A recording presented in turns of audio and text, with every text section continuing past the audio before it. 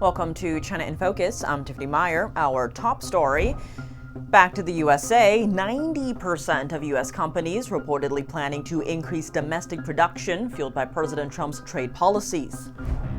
The Chinese Communist Party is using YouTube to polish its global image while spreading propaganda targeting the U.S. and groups it's persecuting. Now Google is pushing back. President Trump's Golden Dome missile defense shield may get a new investor. Canada's Prime Minister is signaling interest in joining the project. And the European Union is planning to slap a small import fee, just a little over $2, on cheap Chinese imports. Could retail giants like Temu and Shein feel the pinch?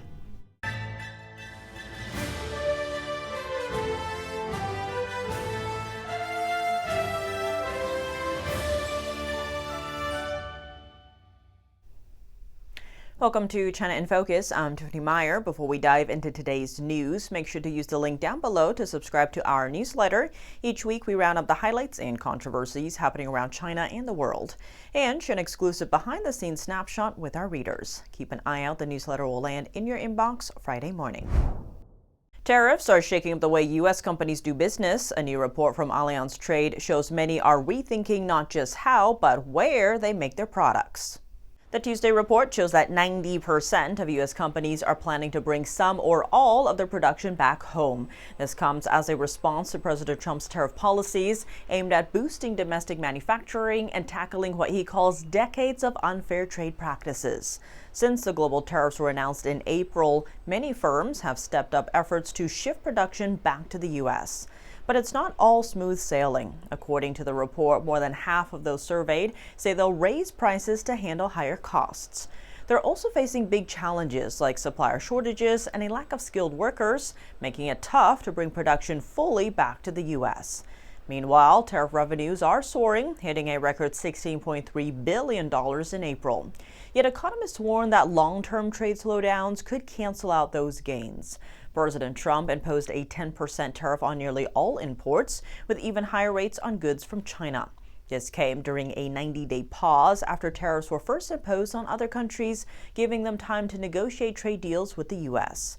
The pause will end in July, when the 10% tariff is expected to come back, though nothing's set in stone yet. According to Allianz, this uncertainty is rattling markets, but also forcing businesses to rethink how they operate. The Chinese regime is using social media more to bolster its image, this while slandering the U.S. and groups that it's persecuting. Google is taking action to disrupt these YouTube accounts and others. Why is the Chinese Communist Party doing this, and how widespread is it? Our data reporter Kevin Hogan has the details. The Chinese Communist Party, or CCP, has at least two objectives. One is to displace the United States as the world's leading superpower, and two, persecute a spiritual group in China. And that's part of the reason why it uses these influence operations on platforms such as YouTube. So we have data from Google's policing agency, TAG, that shows that these Dragon Bridge accounts that are linked to the CCP that spread propaganda have been proliferating on YouTube, and Google has knocked down over 197,000 of them. So that's a lot. That's between 2022 to the first quarter of this year. And when you dive deeper into the data, you start to see that each year this trend is increasing. For example, in 2022, Google took down about 50,000 of them, but that has only gone up to over 60,000 in 2024. So that trend is increasing. And I'll just give you an example on this. So first of all, it's very bad that the CCP is using YouTube to spread its lies while Google is doing the work of knocking them down. Some of the good news is that a lot of these accounts are just viewed as troll accounts. They don't pick up that much traction, maybe 100 views or less. Now, at the same time, there is research by Rutgers that suggests that YouTube has a pro-China bias when it relates to things like the persecution that's happening in China and human rights abuses. And China analysts have said that while these particular types of videos, for example, from a vlogger, they may be promoted by YouTube, even though that vlogger is repeating propaganda lines from the current regime leader in China. So that said, you look at 2025 and you see that just in that first quarter, that's about 20,000 or so of these accounts that have been taken down by Google. They're on track to reach a record if they continue at that rate. And when you look further into the data, you see that these Dragon Bridge accounts hit a record when they were down, they were being taken down at a record of 11,000 plus in just January of this year. So that's a record high. It just shows that the CCP is very aggressive and it's continuing to use YouTube and Blogger to push out these fake accounts, right? So back to one of the goals that we mentioned that the CCP has of persecuting a spiritual group in China. What the CCP does is that it uses YouTube, an American company, to export its repression internationally of Falun Gong. Falun Gong is a peaceful spiritual movement based on the values of truthfulness, compassion, and forbearance. And some of these Falun Gong practitioners are Shenyun dancers. This is a performing arts company that shows China before communism, and part of what it does is it shines a light on the persecution of Falun Gong in China. So that's information from the Falun Dafa Information Center cited by whistleblowers that show that the CCP is targeting Shenyun for that particular reason because it exposes the persecution. So that's one of the ways that the CCP uses YouTube, just these fake propaganda accounts, but that's not all. There's what's been called a more sophisticated approach in which the CCP will find established influencers, Western people that have a big following on YouTube, and they'll pay them money to disseminate their propaganda materials. I'll give you an example. Tim Pool, he's a prominent U.S. political commentator. He says that some random unknown account emailed him and offered him $200 to promote and share a video disparaging Falun Gong. He wouldn't take the money and wouldn't do it, saying, what is this?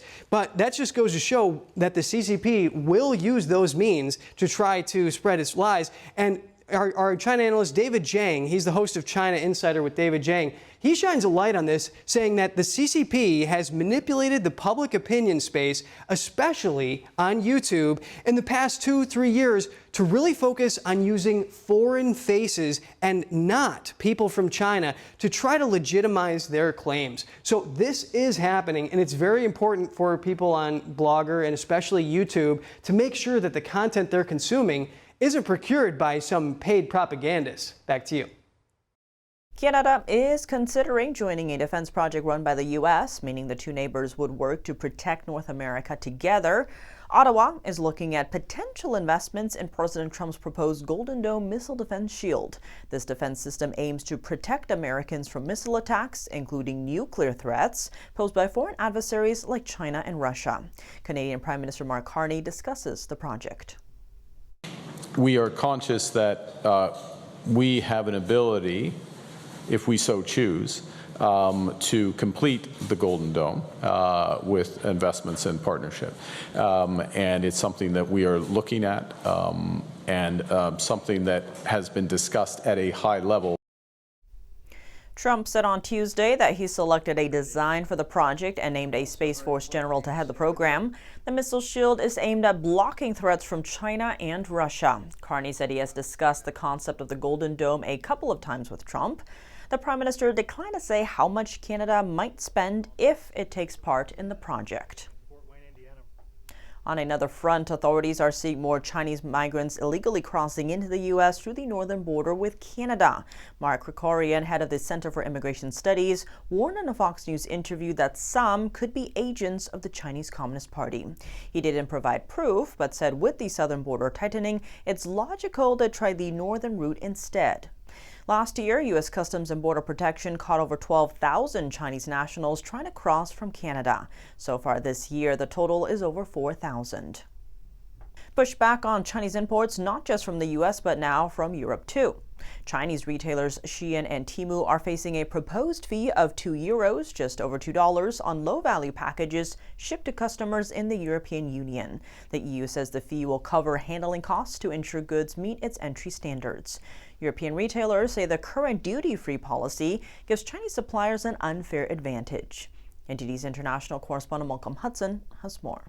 The European Union has proposed a €2 import handling fee for billions of small packages delivered from China straight into people's homes, sold by online platforms such as Shein and Temu.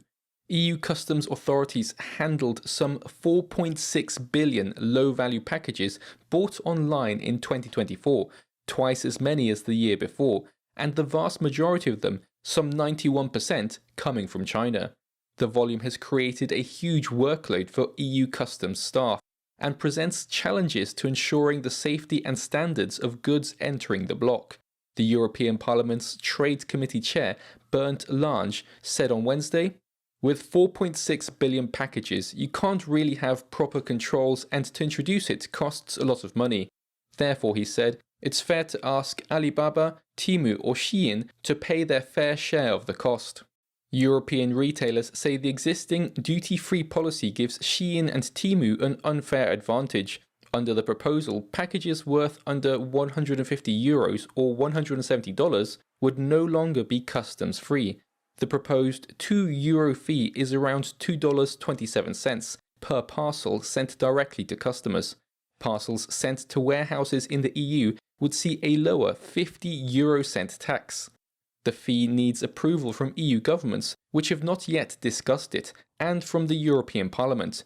The EU's move follows a similar US tariff on Chinese goods sent to America. The United States this month scrapped its de minimis policy that allowed duty-free entry to parcels worth less than $800. Temu and Shein had relied on the de minimis rule to ship items directly to customers. President Trump called it a scam that damaged small American businesses and threatened national security. Now, these low-value Chinese goods face either a 54% tax or a flat $100 fee per postal package. Malcolm Hudson, NTD News. Coming up, COVID-19 cases are climbing again in China. New Chinese CDC data shows infections nearly doubled from March to early May. A lot of people have fevers right now. I went to the hospital and saw so many people getting IV drips for cold-like symptoms. The Philippines released footage showing a Chinese vessel colliding with a Filipino fishing boat, accusing Beijing of aggression in the South China Sea. And it's Fleet Week in New York City, but this year something's different. Find out more as we speak with a retired U.S. Navy officer to explore what's next for America's fleet. Welcome back to China in Focus. I'm Tiffany Meyer. COVID-19 infections are rising in China. New data from the Chinese CDC shows the infection rate among hospitalized patients nearly doubled from late March to early May, jumping from about 3% to over 6%. It's important to note that the Chinese regime has a history of downplaying its COVID-19 infection numbers and death toll. Health officials in Beijing also reported a rise in COVID-19 activity. Meanwhile, a doctor in Wuhan told Chinese state media that the current virus wave is better at evading immunity, meaning even people who have had COVID before or were vaccinated could still get reinfected. Two residents in China shared their experiences with NTD. We have distorted their voices to protect their identities.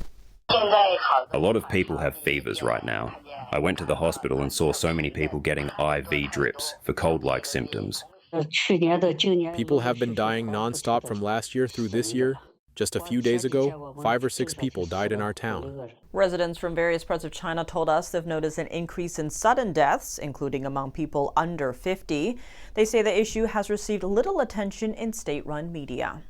Now to the South China Sea, the Philippines Fisheries Bureau says an incident involving a Chinese Coast Guard vessel put the lives of a civilian crew at risk. Let's take a closer look at the incident. Chinese Coast Guard vessel number 21559. This is MMOB 3002. BRP Dato Shanghai, Bureau of Fisheries and Aquatic Resources. A government vessel of the Philippines. Your unsafe maneuvers are in clear violation of your obligations. The Philippine Coast Guard released that footage. It shows the Chinese vessel firing water cannons and sideswiping a Philippines fishing vessel. Another video shows the Chinese vessel moving in and colliding with the boat. The Philippines Fisheries Bureau condemned what it called aggressive interference by the Chinese Coast Guard. The incident occurred on Wednesday around a disputed reef in the South China Sea. The U.S. ambassador to the Philippines said on X that China's actions recklessly endanger lives and threaten regional stability. The Chinese regime claims almost all of the South China Sea as its own, a claim disputed by other countries in the region. A 2016 international ruling rejected Beijing's claims, but the regime still insists the sea and its islands are all its territory. With Fleet Week in full swing, we're taking a moment to reflect on the U.S. Navy's legacy and gain insight into its course for the future. NTD's Stephanie Cox spoke with Brent Sadler, a former Navy officer and research fellow for naval warfare at the Heritage Foundation. Take a look. The U.S. Navy does remain the world's most powerful naval force, and we'll talk about efforts at modernizing it soon. But first, tell us about the state of the Navy today. Well, I'll start with the good and I'll move to the not so good. Well, the good, all it took was a course correction at the top, senior leadership, and a changing of approach to turn around 180 degrees the recruitment dilemma that the United States Navy was in. Other services were hurt far worse with diversity, equity, inclusion, which, despite the words used, had everything but that as an effect. It was divisive and alienating at best. And so now numbers are up, recruitment goals are being exceeded, and it looks like that trajectory is going to continue. The not so good are the years, a decade long of neglect or misprioritization of maintaining our warships and designing and building the next generation of warships. We're living off the legacy of the Cold War still in the types of ships we're designing, and it is not enough. They're coming to the fleet. New ships come too late to grow the fleet, to pace the threat. And it's almost a bit of a joke to say that we're pacing the China threat. The best thing we can do is try to instill question and to deter China right now, but we certainly aren't pacing them at the rate that we're putting ships into the water. And so that, unfortunately, I'll end on the not so good note. Well, I want to now segue slightly into potential solutions that are being put forward, especially in terms of recent legislative and executive actions. We've seen the Bipartisan Ships Act and the Restoring America's Maritime Dominance executive order designed to revitalize the U.S. shipbuilding and strengthen the Navy's industrial base. You recently wrote for the Heritage Foundation that the Ships for America Act is beginning to correct the course of what you've said is a Navy that's uncompetitive in output, efficiency, and safety. How is it correcting course? Yeah, so for many years, at least, since I've been at Heritage, about 5 years now, I've been advocating that foundational to a strong Navy is a strong maritime industry. That includes commercial shipping and shipbuilding. And we really are not a player, even though we are the world's largest economy. And so we rely on some hostile countries to sustain our economy and to support our military. That includes having an adequate naval shipbuilding. So the Ships for America Act is perhaps the most comprehensive attempt by Congress and the executive branch, too, and industry coming on board to try to address this. It's the first time since the 30s, since FDR was in the White House, that you've seen the scale of this. Now, there are issues with the bill. It's not a perfect one. Something this comprehensive won't be. And it will take years of dedicated leadership with a vision to drive this forward. And, one of the other very favorable things that makes this likely and why I'm optimistic is you have a president in the White House right now, Donald Trump, who is very aggressive on this issue and is driving all of the agencies in the U.S. government to address this issue. You mentioned the executive order. That's one of the examples of his dedication to this. And so looking at the solutions put forward so far, you said more needs to be done. What would you advise to really take us to the forefront? Well, right now, Congress has just completed a milestone event on reconciliation bill. This is good. We need block buys of naval ships to lock in the demand signal so that the shipbuilders know that they're going to need to hire more workforce, make those plans with that money that's coming for new ships, but also to expand their industrial capacity. It's atrophied to a sad state. It's not able to meet the demand signal just to meet a 300-ship Navy. We're down about 292, 93 as of today. So even just growing that modest amount is going to require some capital investments. That's what needs to happen in the near term. And finally, Brent, you mentioned the China threat, and this is one of the key issues here, that China is advancing its Navy as well, building ships at a pretty fast pace. If you could just describe the urgency that, as you see it, in terms of modernizing the Navy. and the threat that's posed? Yes, so the number one national, I guess, core interest from Beijing is forcefully reuniting, it as appears more and more the only path forward for the Chinese Communist Party, with Taiwan. And being an island, it means it's going to be a naval war. So the strength of the U.S. Navy, in concert with our close allies like Japan, South Korea, the Australians, and even the Filipinos, that's what deters the Chinese Communist leadership from making the decision that today's the day to go. But they have a military that is modernizing, growing at a breakneck speed, and more importantly, and most troubling, making the danger seem much more near term, that the leadership in Beijing may pull the trigger. Development of key capabilities like bridging and mobile piers that they can bring in at a massive scale so they can effect a large land invasion of Taiwan. So they are building everything that's needed to execute a successful invasion. The only thing that's standing between that and continuing the peace is a strong Navy. So it is a very real, and they are acting in a manner around with the Philippines, the Taiwan, and then, of course, our allies in Japan. They're acting as if they're less and less deterred. So again, the danger is very real. This is not a next decade issue. All right. U.S. Navy, more important than it's ever been. Thank you so much, Brent Sadler of the Heritage Foundation. Great to speak with you. Thank you, and enjoy Fleet Week. And same to you. That's all for today's China in Focus. I'm Tiffany Meyer. If you have any feedback on the show or have something you'd like to see us cover, send us an email at chinainfocus@ntd.com. We'd love to hear from you. Round-the-clock original news coverage, visit us at ntd.com or download our NTD app. Thanks for watching. See you tomorrow.